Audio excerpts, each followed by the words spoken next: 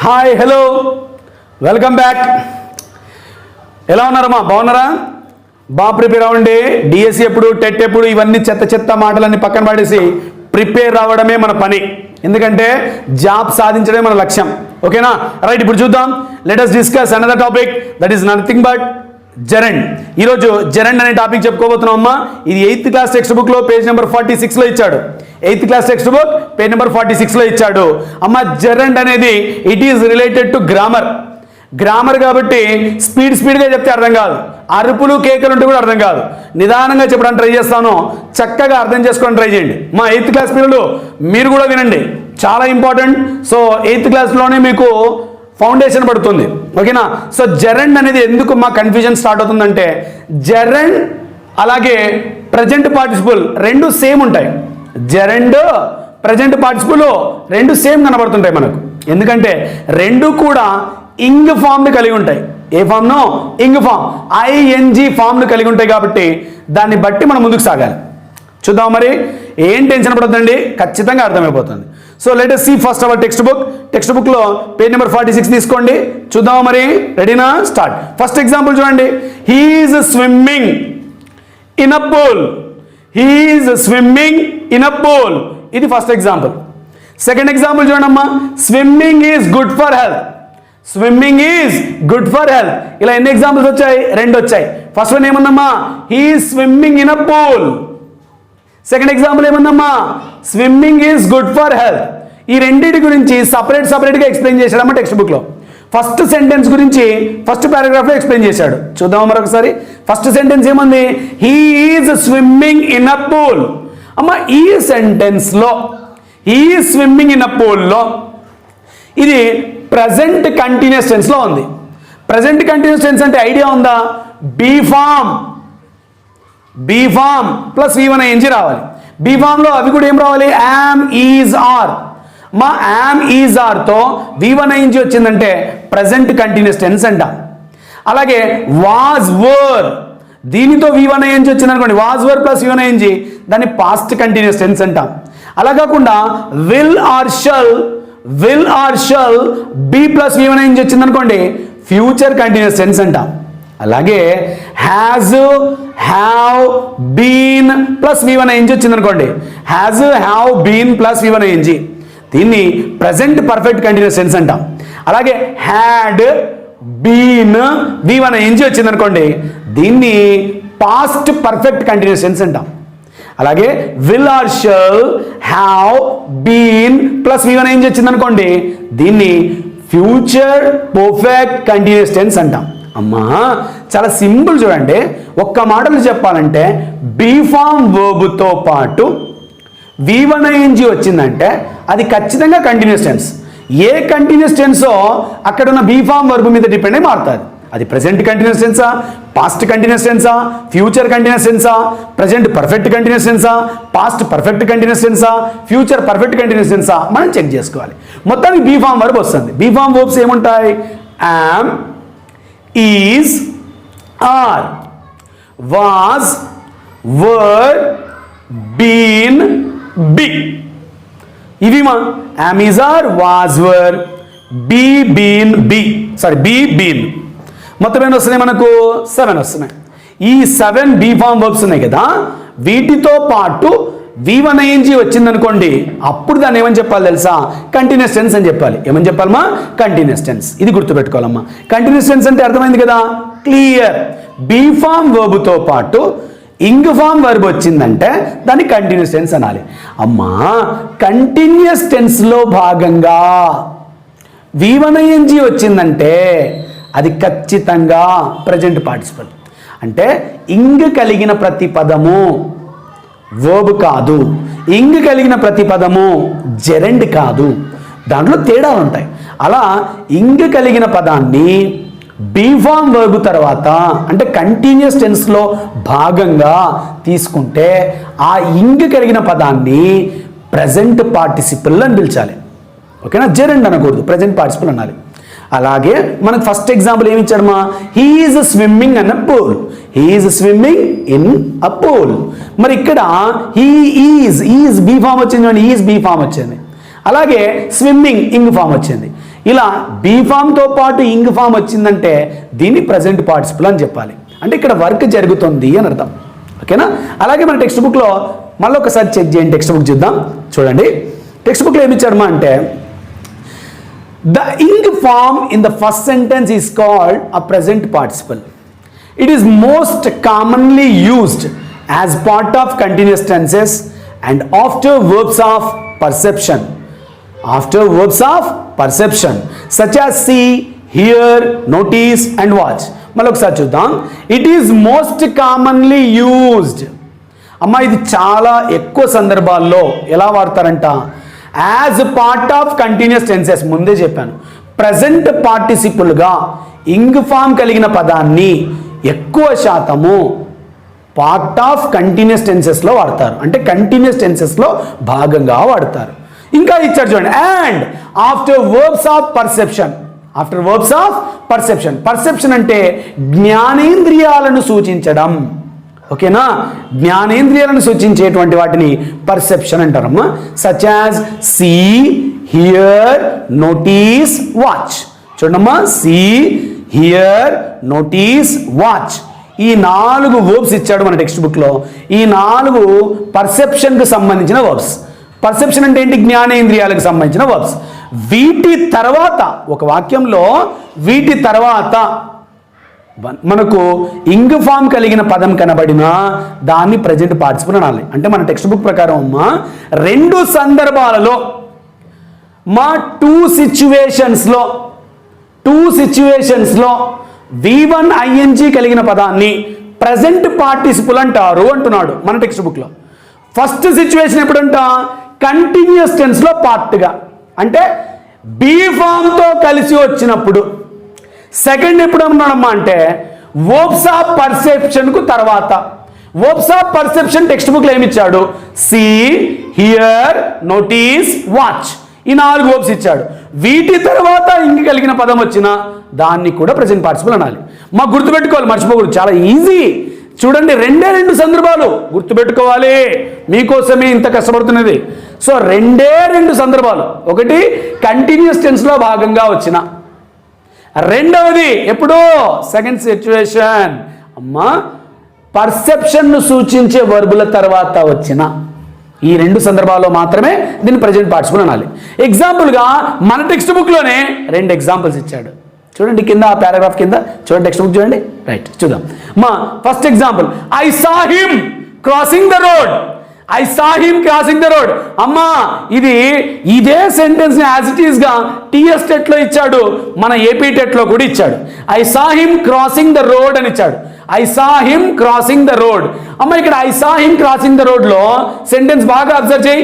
సా అనేది verb of perception, జ్ఞానేంద్రియాన్ని సూచించేటువంటి verb. ఏది? సా. చూడడం, కంటి నుంచి చూస్తాం. కళ్ళు అనేవి జ్ఞానేంద్రియాలే కదా. సో ఐ సా అని ఉందమ్మా. I saw him crossing the road. ఇక్కడ క్రాసింగ్ అనే ఇంగ్ కలిగిన పదాన్ని సా అనే వర్బ్స్ ఆఫ్ పర్సెప్షన్ తర్వాత తీసుకున్నాం. కాబట్టి దీన్ని ఏమని చెప్పాలి? Present participle. ఇది జరండి కాదమ్మో, ఇది ప్రజెంట్ పార్టిసిపుల్ అమ్మో. ఎందుకంటే వర్బ్ ఆఫ్ పర్సెప్షన్ ఏముంది ఇక్కడ? సా. సా తర్వాత ఏమొచ్చింది? క్రాసింగ్. సార్ సా తర్వాత హిమ్ వచ్చింది కదా. అమ్మో, నా తెలిసి ఇట్లాంటి మాట్లాడుతాను. కరెక్టే, కానీ సా తర్వాత హిమ్ వచ్చిందా ఏమొచ్చిందా పక్కన పెడితే సా తర్వాత వచ్చిందని చెప్తున్నాం. సా కంటే ముందు రాలే, సా తర్వాత వచ్చింది అని అర్థం. సో వర్బ్స్ ఆఫ్ పర్సెప్షన్ తర్వాత క్రాసింగ్ అనే పదం వచ్చింది కాబట్టి దీన్ని ఏమని చెప్పాలమ్మా? ప్రజెంట్ పార్టిసిపుల్ అని చెప్పాలి. ఇది ఇచ్చాడమ్మా ఎగ్జామ్లో. రైట్. సో సెకండ్ ఎగ్జాంపుల్ చూడండి, didn't you hear the cat mewing అని ఇచ్చాడు. Didn't you hear the cat mewing అని ఇచ్చాడు. ఇక్కడ కూడా చూడు, didn't you hear the cat mewing. అమ్మా హియర్ ఏముందమ్మా? Hear verb of perception. Hear అనేది ఏంటమ్మా? Verb of perception. అంటే జ్ఞానేంద్రియాన్ని సూచిస్తుందంట హియర్. అవునా? హియర్తో ఏం సూచిస్తాం? చెవి. హియర్ అమ్మా అంటే ఇక్కడ కూడా జ్ఞానేంద్రియం వచ్చింది కదా. కాబట్టి గుర్తుపెట్టుకో, హియర్ తర్వాత వచ్చింది మ్యూయింగ్. సారీ, హియర్ తర్వాత క్యాట్ వచ్చింది కదా. ఏహే, నేనేం చెప్తున్నా? హియర్ తర్వాత వచ్చింది కానీ హియర్కి ముందు రాలేదు కదా. హియర్ తర్వాత వేరే పదం వచ్చి ఆ పదం తర్వాత కూడా రావచ్చు, ఏం ప్రాబ్లం లేదు. కానీ తర్వాత రావాలి, ముందు రాకూడదు అని చెప్తున్నా. సో హియర్ తర్వాత మ్యూయింగ్ వచ్చింది. హియర్ అనేది ఏంటి? Verb of perception. గుర్తుపెట్టుకో, ఫస్ట్ వాక్యంలో సా అనే వర్బ్ ఆఫ్ పర్సెప్షన్ తర్వాత క్రాసింగ్ వచ్చింది. సెకండ్ వాక్యంలో హియర్ అనే వర్బ్ ఆఫ్ పర్సెప్షన్ తర్వాత మ్యూయింగ్ వచ్చింది. కాబట్టి ఈ రెండు కూడా ప్రజెంట్ పార్టిసిపుల్లే, ఈ రెండు కూడా ప్రజెంట్. అలాగే ఫస్ట్ చెప్పుకున్న ఎగ్జాంపుల్ చూడు, ఏంటి? He swimming in a pool. అక్కడ స్విమ్మింగ్ అనేది కంటిన్యూస్ టెన్స్లో భాగంగా వచ్చింది. అర్థమవుతుందా? మొత్తం 2 సందర్భాలు ఇచ్చాడు ఎగ్జాంపుల్స్లో. So first one he swimming in a pool, ఇక్కడ కంటిన్యూస్ టెన్స్లో భాగం. ఓకేనా? సెకండ్ వన్ ఏమి ఇచ్చాడమ్మా? I saw him crossing the road. ఇక్కడ సా అనే వర్బ్స్ ఆఫ్ పర్సెప్షన్ తర్వాత వచ్చింది. ఇక తర్వాత didn't you hear the cat mewing, ఇక్కడ హియర్ అనే వర్బ్ ఆఫ్ పర్సెప్షన్ తర్వాత వచ్చింది. అయిపోయింది, సింపుల్. టెన్షన్ పడితే ఏమొస్తుంది? ఏం రాదు. లాజిక్ అర్థం చేసుకుంటే మ్యాజిక్ చేసేయచ్చు. ఓకే, నెక్స్ట్ జెరండ్ మా. జెరండ్ మీకు ప్రజెంట్ పార్టిసిపుల్ అర్థమైంది కదా, అది అర్థమైతే జెరండ్ ఇంకా ఈజీ. మా జెరండ్ అంటే కూడా సేమ్ ఇంగ్ ఫామ్ కలిగిన పదమే. Gerund is also called a verbal noun. Gerund is also called a verbal noun. జెరండ్ని ఏమని పిలుస్తారంటమ్మా? వర్బల్ నౌన్ అని కూడా పిలుస్తారు. జెరండ్ అన్నా వర్బల్ నౌన్ అన్నా సేమ్. ఓకేనా? చూద్దాం. మా జెరండ్ నామవాచకంతో సమానం కాబట్టి జెరండ్ ఎక్కడెక్కడ తీసుకుంటారు? జెరండ్ ఫస్ట్ ప్లేస్ చూడండి, సబ్జెక్ట్గా రావచ్చు, ఆబ్జెక్ట్గా రావచ్చు, అలాగే ప్రిపోజిషన్కు తర్వాత రావచ్చు. మా సబ్జెక్ట్గా అంటే కర్తగా, ఆబ్జెక్ట్గా అంటే కర్మగా, అలాగే ప్రిపోజిషన్ తర్వాత అంటే ప్రిపోజిషన్ పదం ఉంటుంది కదా, దాని తర్వాత రావాలి. ఇలా 3 సందర్భాల్లో జెరండ్ వస్తుంది. వన్స్ అగైన్ మా, gerund can come in the place of subject or in the place of object or after the preposition. ఇది జెరండ్కు సంబంధించినటువంటిది. మళ్ళీ ఒకసారి చెప్తాను చూడండి. సబ్జెక్ట్గా వచ్చిన ఇంగ్ పదము, ఆబ్జెక్ట్గా వచ్చినటువంటి ఐఎన్జి పదము, లేదా ప్రిపోజిషన్ తర్వాత వచ్చిన ఐఎన్జి పదాన్ని జెరండ్ అంటారు. ఇది నామవాచకం అంటే నౌన్ చేసే ధర్మాన్నే, నౌన్ నిర్వర్తించే ధర్మాన్నే నిర్వర్తిస్తుంది. ఓకేనా? మరి చూద్దాం మన టెక్స్ట్ బుక్లో ఎలా ఇచ్చాడు చూడండి మా. Right. So on the other hand the ing form in the second sentence is called a gerund అన్నాడమ్మా. ఇన్ ద సెకండ్ సెంటెన్స్ అన్నాడు. మోయ్ సెకండ్ సెంటెన్స్ అంటే ఏ సెంటెన్స్? బిగినింగ్ లో ఇచ్చాడు చూడు. ఫస్ట్ సెంటెన్స్ ఏమి ఇచ్చాడు? He swimming in a pool. He swimming in a pool అనేది ఖచ్చితంగా మనకు తెలుసు ప్రజెంట్ పార్టిసిపుల్ అని ఆల్రెడీ చెప్పుకున్నాం. ఇప్పుడు సెకండ్ సెంటెన్స్ గురించి మాట్లాడుతున్నాం. సెకండ్ సెంటెన్స్ ఏంటి? Swimming is good for health. అమ్మ swimming is good for health అన్నాం కదా. Swimming is good for health లో స్విమ్మింగ్ అనే ఐఎన్జి కలిగిన పదము సబ్జెక్ట్ స్థానంలో ఉంది, కర్త స్థానంలో ఉంది, వాక్యం యొక్క ప్రారంభంలో ఉంది. కాబట్టి దీన్ని జెరండ్ అంటాం. ఏమంటాం అమ్మా? జెరండ్. ఒకసారి చూడండి, మళ్ళీ టెక్స్ట్ బుక్ చూడండి. On the other hand the ing form in the second sentence. Second sentence అంటే ఏదమ్మా? Swimming is good for health. Swimming is good for health అనే దాంట్లో స్విమ్మింగ్ అనేది is called a gerund. Is called a gerund. It acts as a noun. It acts as a noun చెప్పాను already. So gerund అనేది ఎలా పనిచేస్తుందంట? Noun లా పనిచేస్తుంది. It is used as the subject. దీన్ని సబ్జెక్ట్గా వాడచ్చు, ఆర్ ఆబ్జెక్ట్ ఆబ్జెక్ట్గా ఉపయోగించవచ్చు, లేదా అండ్ ఆఫ్టర్ ప్రిపోజిషన్ లేదా ప్రిపోజిషన్ తర్వాత అయినా ఉపయోగించవచ్చు. అమ్మా సబ్జెక్ట్గా, ఆబ్జెక్ట్గా లేదా ప్రిపోజిషన్కు తర్వాత ఉపయోగించగలిగినటువంటి ఇంగ్ కలిగిన పదాన్నే జెరండ్ అంటారు. మళ్ళీ ఒకసారి సబ్జెక్ట్గా, ఆబ్జెక్ట్గా, అలాగే ప్రిపోజిషన్ తర్వాత. ఇది గుర్తుపెట్టుకోవాలి మా. ఇప్పుడు చూడండి, ప్రజెంట్ పార్టిసిపల్ జెరండ్ రెండు క్లారిటీ రావాలి మా. Present participle first one. Present participle అంటేనే కంటిన్యూస్ టెన్స్లో భాగంగా లేదా వర్బ్స్ ఆఫ్ పర్సెప్షన్కు తర్వాత. ఇది ఏదమ్మా? అది ప్రజెంట్ పార్టిసిపల్.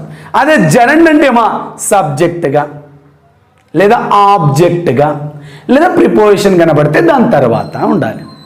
ఓకేనా? దీనికి కూడా ఎగ్జాంపుల్స్ ఇచ్చాడమ్మా టెక్స్ట్ బుక్లో చూడండి. Right. So first example, he likes swimming. First example ఏమి ఇచ్చాడమ్మా? He likes swimming. He likes swimming లో he subject, likes verb, swimming object. Object స్థానంలో ఇంగ్ ఫామ్ వచ్చిందంటే జెరండ్. ఇది జెరండ్. ఓకేనా? సెకండ్ ఎగ్జాంపుల్ చూడు ఒకసారి ఏమొచ్చింది? He is fond of swimming. He is fond of swimming. మరి ఇక్కడ చూద్దాం, he is fond of swimming లో ఆఫ్ అనేది ప్రిపోజిషన్. ఆఫ్ అనే ప్రిపోజిషన్ తర్వాత వచ్చింది స్విమ్మింగ్. సో స్విమ్మింగ్ ఏమవుతుంది? జెరండ్. అమ్మ 3 ఎగ్జాంపుల్స్ ఉన్నాయమ్మా టెక్స్ట్ బుక్లో. బిగినింగ్లో ఇచ్చిన సెకండ్ ఎగ్జాంపుల్ ఏంటది? Swimming is good for health. చూడు, swimming is good for health subject స్థానంలో వచ్చింది, అంటే వాక్య ప్రారంభంలో ఉంది. ఓకేనా?